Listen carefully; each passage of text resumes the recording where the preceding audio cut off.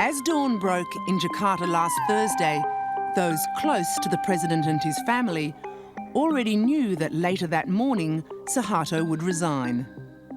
Did you have a conversation with him? No, but I have a conversation with the daughter.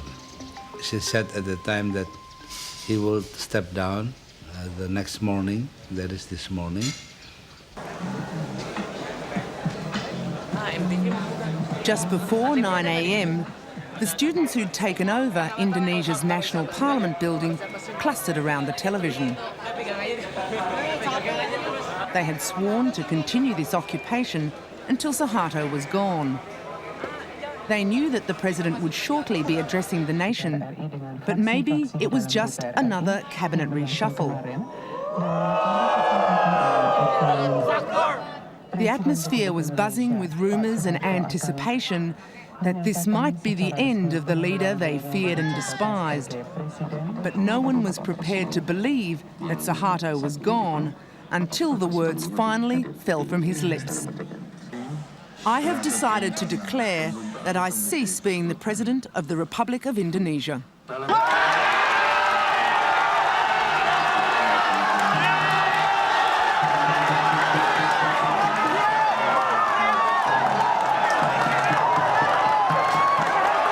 At first, it was hard to fully comprehend that they'd won.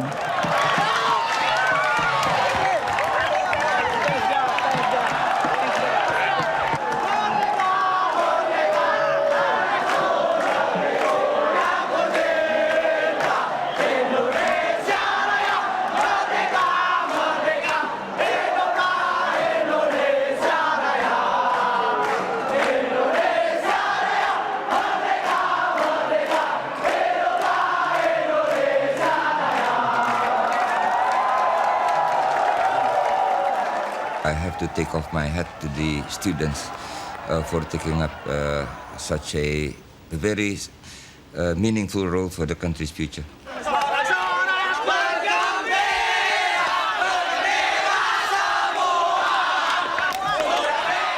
As the news sank in, the euphoria mounted. The dictator was gone, and thanks be to God.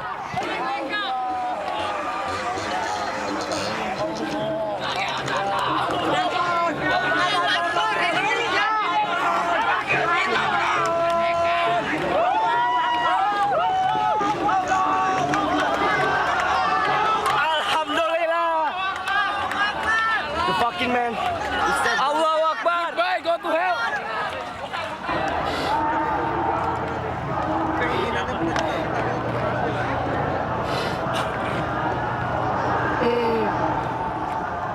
For some who had suffered and struggled so long for this moment in Indonesian history, it was all too much. The dramatic end game played out so swiftly. After so much time, trying to haggle with him, trying to have a kind of a peaceful surrender by him, then out of sudden he announced that he was willing to relinquish the presidency. How long have you waited for this moment?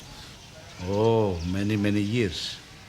Abdurrahman Wahid heads up the largest Muslim movement in the country, the 30 million strong Nahdlatul Ulama.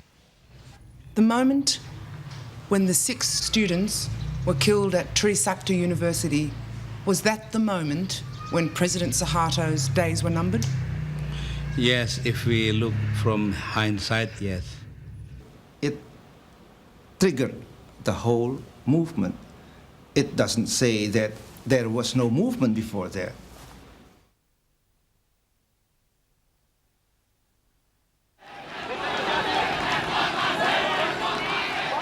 This is the start of the demonstration at Trisakti University, just 9 days before Suharto would stand down.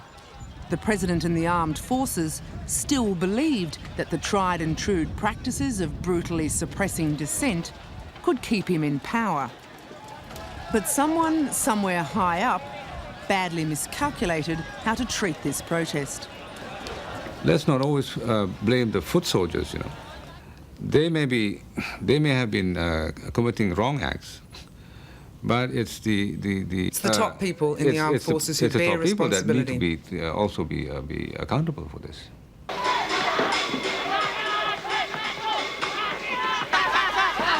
In the lead up to the Trisakti incident, the violence between the armed forces and the students had been escalating around the country. There were beatings, tear gas and rubber bullets, and in recent weeks, activists were disappearing, some reappearing with horrific tales of torture. But until May the 12th at Trisakti, no student had been shot dead in Jakarta with live ammunition for making a political protest. It was, however, something they feared. A lot of young people are determined to go on the streets and demand change. I mean, they want to know bottom line questions like, will you shoot them? I mean, it's not a black and white situation that you paint. You know, we carry out dialogue. We meet them face to face. We discuss with them. We try to talk things out. But if they remain unconvinced, if they defy you, we are 200 million people. If they defy you, though, we are 200 million people. Who are they? We are a people's army. We will never go against our people. But if 1 million people turn out into the streets? If 1 million people turn out to the street, let us see.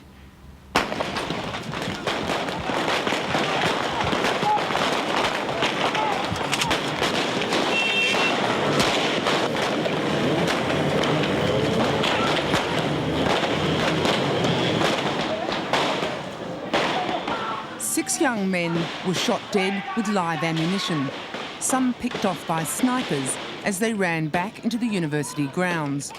4 have been identified as students from the Trisakti campus. We don't have a gun, we only have idealism.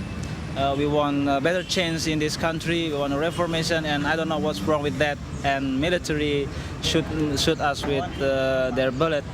The standing order is that live bullets are only used when they are ordered by the superior.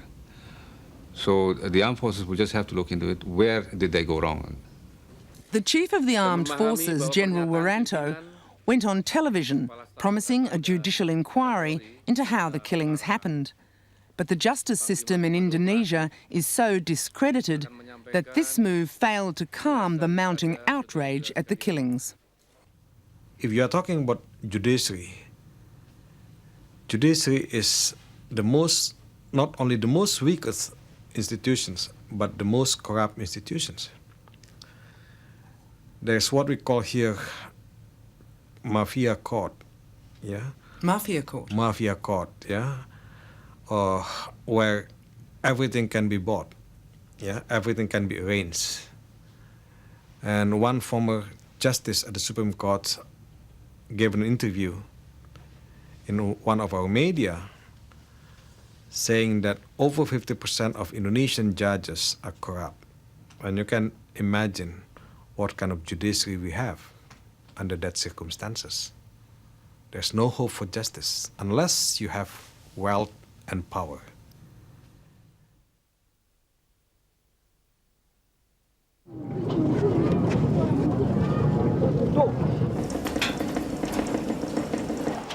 The day after the shooting, Jakarta was on fire. A total of 4,000 shops, supermarkets, restaurants and workshops were burnt down, damaged or looted. 500 banks and over 1,000 houses were torched or vandalised, including that of the richest man in Indonesia, one of Suharto's inner circle of cronies. The value of the battered Indonesian currency plunged to even greater depths. Over 400 bodies were found in the charred remains of burnt-out stores. The economic crisis has left over 4 million people unemployed, impoverished and desperate in Jakarta. When the looting started, they poured into buildings like this and couldn't get out in time.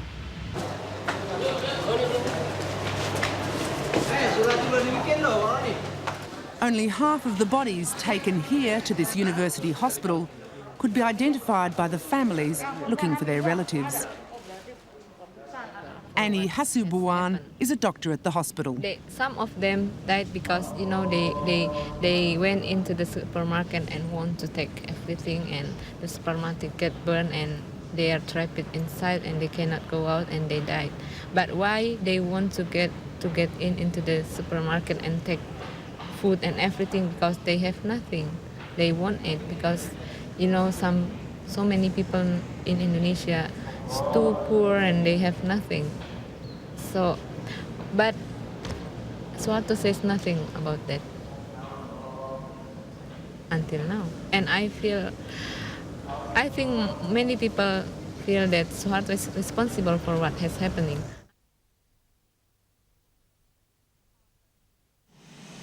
President Suharto had been away in Cairo when the Trisakti students were killed.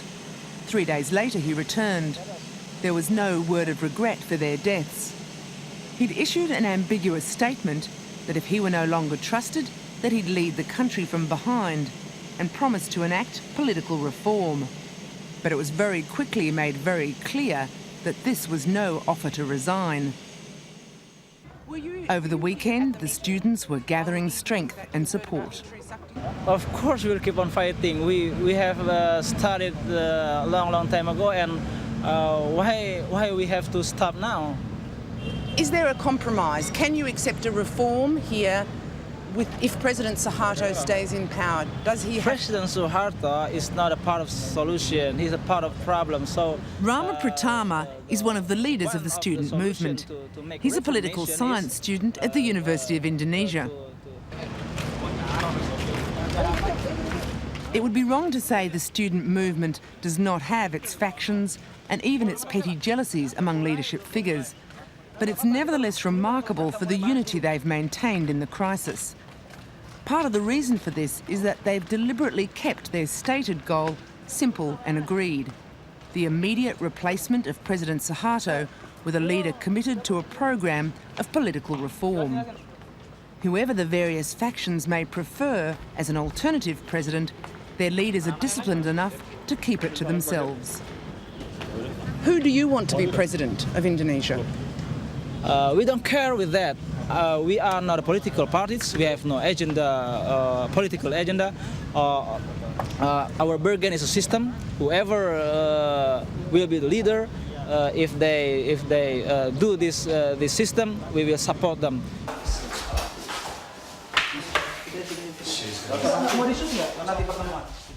Rama has organised a meeting with another student faction. Although they don't tell us their agenda at the time, it's to plan the occupation of the National Parliament, starting the very next day.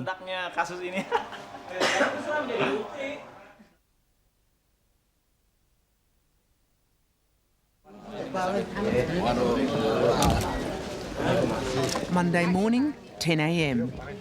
Muslim leader Dr. Amin Rais has been invited into the Parliament buildings to address a committee of Indonesian parliamentarians concerned with internal affairs. Amin Rais heads up Indonesia's second biggest Muslim organisation, the Muhammadiyah movement, with 27 million members. At the end of last year, he put himself forward as an alternative presidential candidate.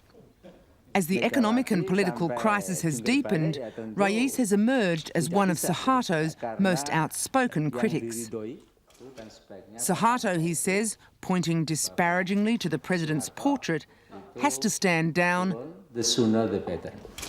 At least 5 years ago, I already appealed to this nation to discuss about the succession of the national leadership, meaning that Suharto had to stand down, because I just didn't believe him.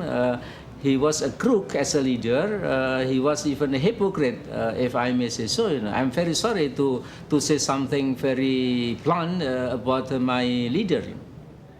Kalau misalnya Bapak menganggap ini terlambat, it's strong stuff for the Indonesian parliamentarians, who all owe their jobs to the fact that they've kept on good terms with President Suharto. While they too know that Suharto's days are numbered, most of the questions thrown to Amin Rais reject his view that now is the time for change.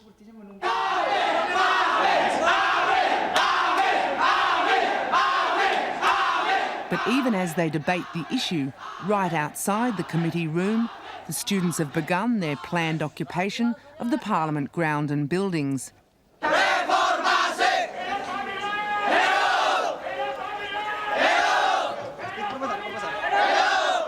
When Rais emerges from the committee room, he's greeted like a hero.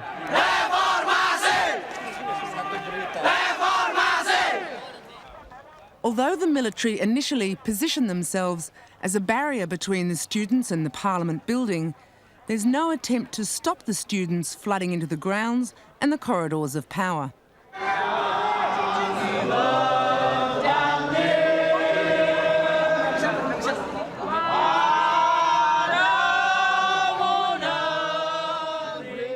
Their teachers, their deans and the university alumni have also turned up to add to the throng. At around 5 in the afternoon, the pressure notches up yet another level. The Speaker of the House, Mr. Harmoko, makes a sudden and stunning statement to the press. The President, he says, should resign. Agar Presiden secara arif dan bijaksana sebaiknya mengundurkan diri.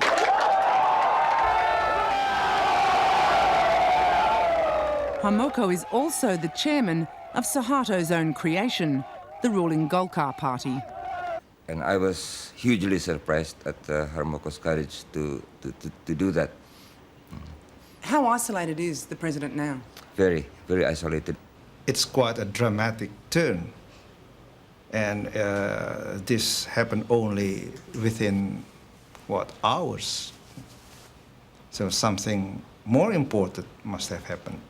I mean, the balance of power must be shifting without we knowing it. I don't know what it is. Probably it's also their reading of the shift of the balance of power must give them a boost or an impetus to do what they did this afternoon. Dr. Marsilim Simanjuntak is a leading figure in the Indonesian Forum for Democracy. In the mid-1970s, he spent a year and a half in jail for his political views. Dr. Simanjuntak knows Suharto's skills too well to be sure that the showdown has really come for the president.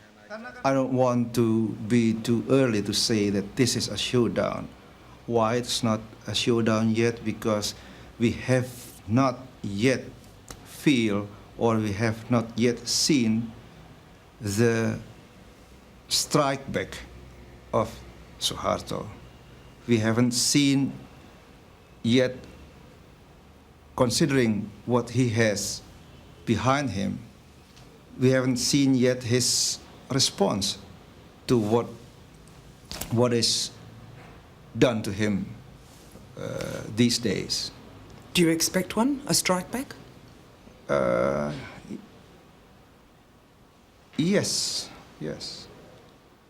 Are you personally fearful because you have been one of the most outspoken leaders of this movement in these very tense times? Do you feel that the president may strike at you? Yes, I don't rule out this possibility. Even last week, I got a political rumor, but I think it was almost authentic, that there was an instruction from the palace to arrest me, and even there is one major general who was in charge to do that, and then he was hesitating to arrest me, and finally the instruction was cancelled, and I'm happy for that. How many political prisoners remain now in Indonesian jails? Only God knows, perhaps. I don't know how many political prisoners we have. Certainly, there are political prisoners in Jakarta. Some students were still in jail. Some activists were still in jail. And you still have political prisoners in East Timor, in West Irian, in Aceh. And no one can keep track on that. No one can keep track on that, yeah? So this is what has been, what should be resolved, yeah? By any leaders, any governments come to power.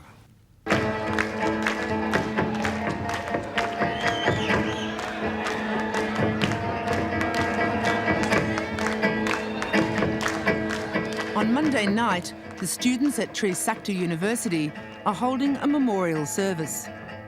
It's now 6 days since the students were killed here at the campus.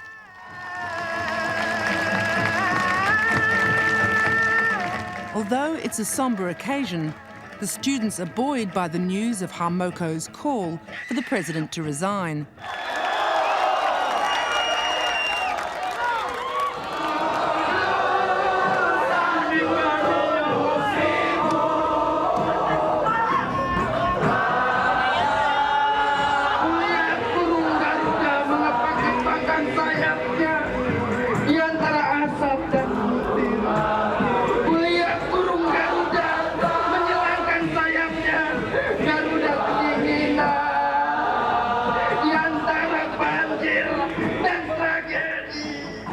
At around 9 o'clock, there's a candlelit remembrance for the students who died.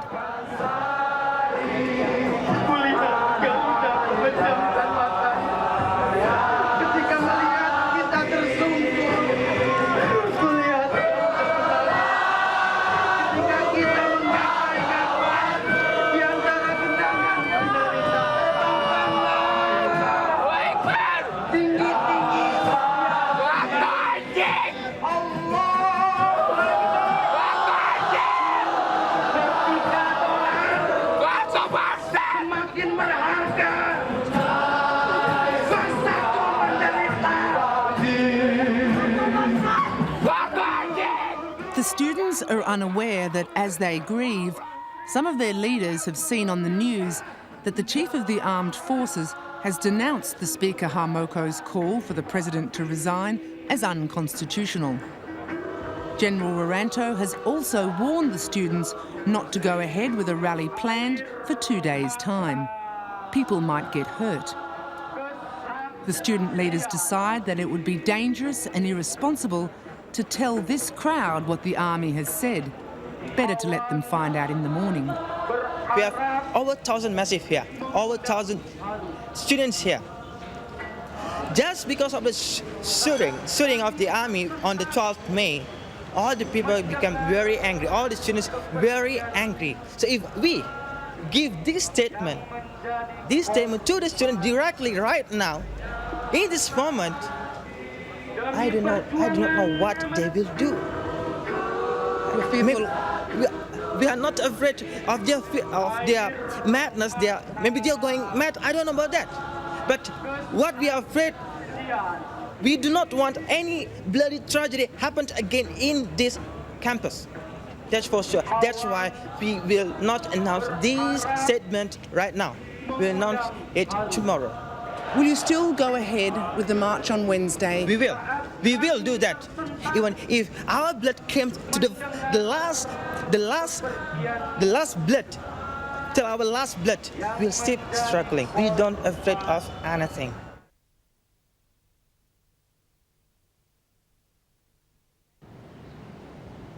It's the day before the students have planned to march to the National Monument in the centre of Jakarta on what's called National Awakening Day. It commemorates the birth of Indonesia's independence movement. At Muhammadiyah headquarters, the Muslim youth are waiting for their leader, Amin Rais, to arrive. Rais has said that 1 million of his supporters will join the march. Then the news comes through that the president is about to appear on national television. Everyone understands that this will be Suharto's way to try and stop the march from going ahead. The president has gathered some of his more moderate critics to join him at the palace. Among them is the widely respected Muslim leader, Abdurrahman Wahid.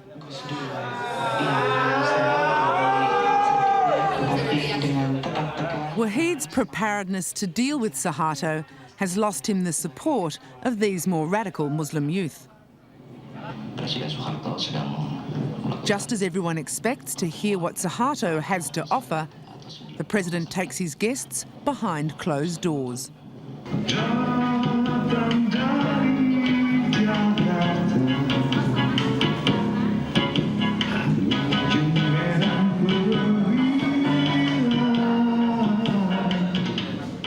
While the people of Indonesia are left to watch daytime television popular culture, Suharto tells the group he's assembled at the palace that he is prepared to enact political reform. One of the group tells him bluntly that what the people mean by political reform is that he should resign. And the president's response? Yeah, he responded by saying that, everything will be seen after the constitution. It doesn't sound from what you're saying as if he understood the strength of feeling in the country. Yes, he doesn't understand. We know it for sure. Why does the president fail to appreciate that people want him to leave now? Well, I think recently, during the past few years, he has been living in a different reality. He's lost touch, and he's increasingly overconfident of himself. Amin Rais was not invited to the palace meeting, but after it's over, he calls a press conference to respond to the outcome. Suharto has announced that he'll call an early election and he won't stand for president again. But without a definite timetable for when he'll go, this announcement is read as a strategy to buy more time. Yes, I think exactly. I think he is trying to buy time to consolidate his power. As people say, nobody will relinquish his or her power voluntarily. I think Suharto does not want to relinquish his power voluntarily. I think he is trying his best to consolidate by any engineering possible. But believe me, he will be defeated very soon. But he is saying that he will go, that he will not stand another term. He is saying he will call an election and he will go. Yes, but there is no timetable at all. What Suharto has announced is not enough to make Rais tell his supporters to stay away from tomorrow's demonstration. What do you hope to achieve by calling your people onto the streets tomorrow? I just want to convince the whole world that Suharto is not trusted any longer by the Indonesian people. But at the same time, I want to make his eyes opened and also his heart, if possible, open to receive the very strong message that the people do not believe him any longer.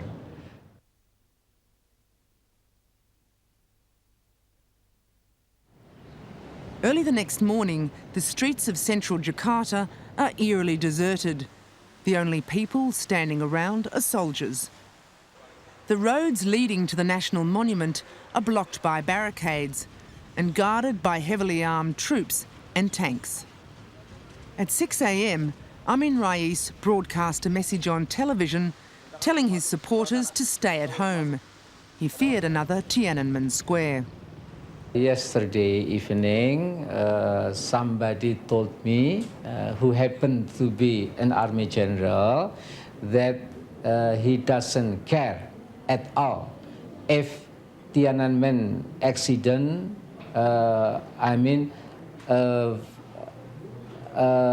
accident like Tiananmen will take place today in Jakarta. Menghadap pimpinan DPR dan pimpinan fraksi supaya ada keputusan hari ini juga agar DPR tidak mengambang dalam mengambil keputusan reformasi atau mati. The students who are occupying the National Parliament buildings have also abandoned the idea of a march to the monument. They've decided they'll just stay put here until Suharto resigns. I want to kill. Yeah, because I'm so Not kill, but kill. Step down. Oh, yes, I understand. Yeah, okay. And will you stay here until he steps Oh, down? yes, of course, of course. You will stay here Yes, until yes, the president yes. steps down? Yes, that is our idealism.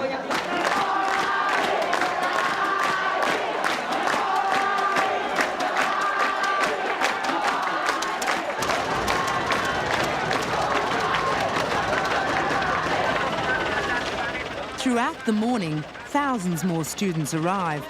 There's no attempt to stop them, no attempt to clear them out. Stacks of free food and water have been organised to keep the students well supplied. Tentang harga sebuah nyawa di negeri kita, begitu benarkah murahnya? The day proceeds with one rousing rallying speech after another. The atmosphere is intense. In the mid-afternoon, long-time former Suharto minister Emil Salim arrives to show solidarity with the students. Emil Salim is a widely respected figure, regarded as a Mr. Clean in a government riddled with corruption. When I arrived, frankly speaking, I was quite surprised that the reaction of students was so spontaneous. I did not expect that type of acceptance, of welcoming me, and so it was a very new experience. I mean, it was for me a fascinating, big experience, which I did not expect.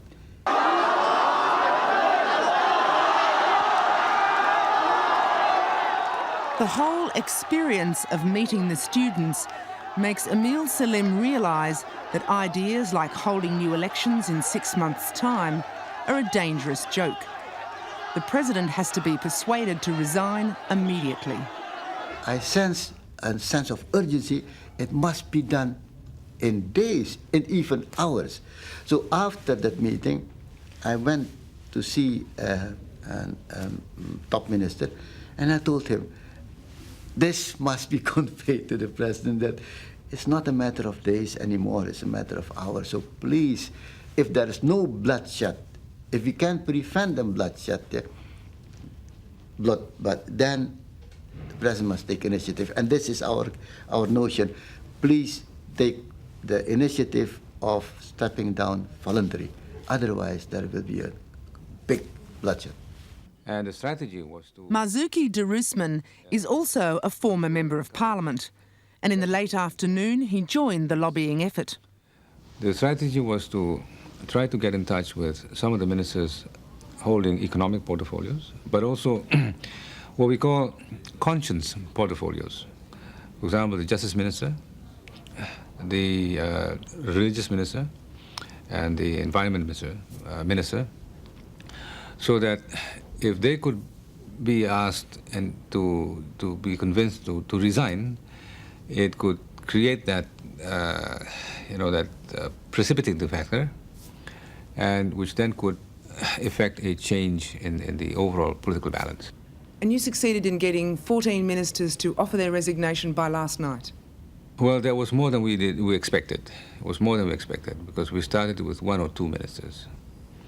And for whatever it's worth, if we look back, that might have been the crucial factor in effecting that changeover last night. It was a matter of persuading to the president that he had done enough of the service to his country, that perhaps it was time to exercise a graceful exit as a statesman.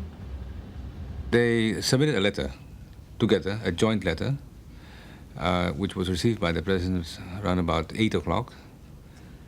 And we understand that he was still trying to convince these ministers to stay on, because these ministers were actually a part of the reshuffle package. So right to the very end, he was trying to hang on in there?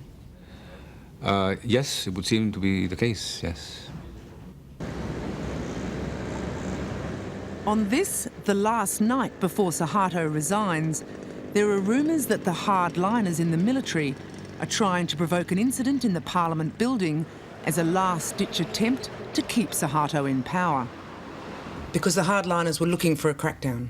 Oh, yes, certainly. They were looking for a chance to justify much severe action, more severe action, in trying to clamp down the student movement. There's no doubt about that. Is it fair to say that General Prabowo Subianto, the president's son-in-law, would have been one of those looking for a crackdown? It may not be fair, But that's the perception of the public. So I'm not pointing in any direction, but acknowledging only that General Wiranto was able to somehow control and manage the situation very well. It remains unclear exactly how the split in the armed forces played itself out. But in the event, the moderates, led by General Wiranto, put a final argument to persuade the president it was time to go. The summary would be, Father, you have done all you can do for this country. It is time to step down. We will guarantee the safety and honor of your family.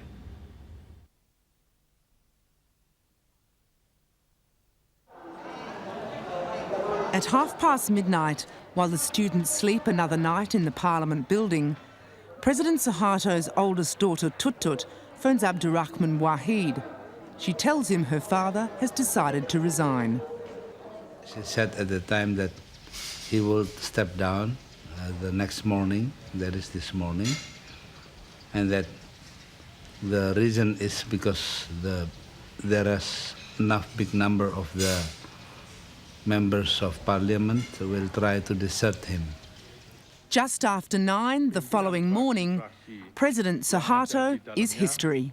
Saya memutuskan untuk menyatakan berhenti dari jabatan saya sebagai Presiden Republik Indonesia terhitung sejak saya bacakan pernyataan ini. Well, this is the living of a man of big ideas, man of big thinking. But now he has to go out. I think history will judge Suharto as a very unfortunate leader.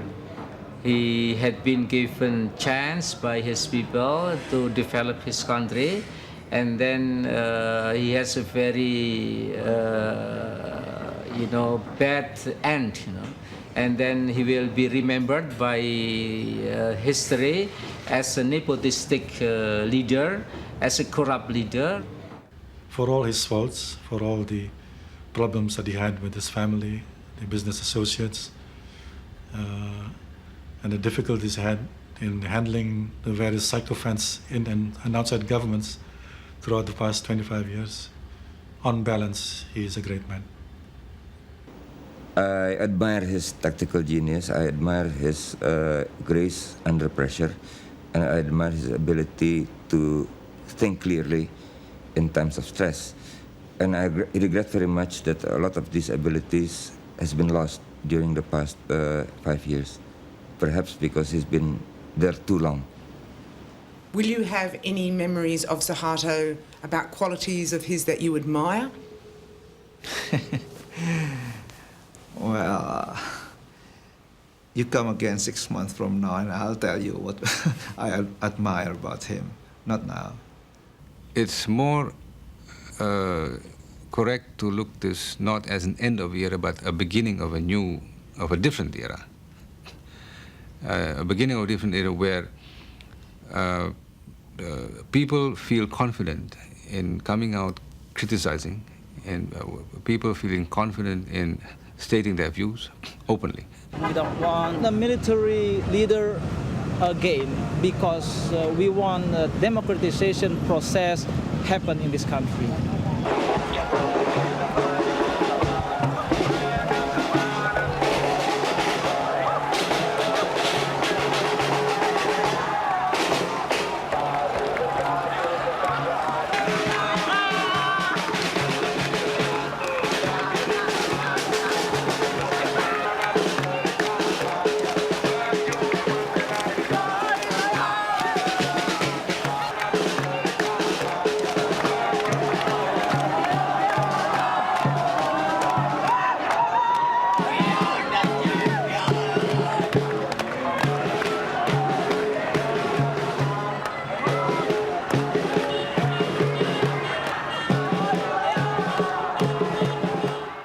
Will history judge Suharto?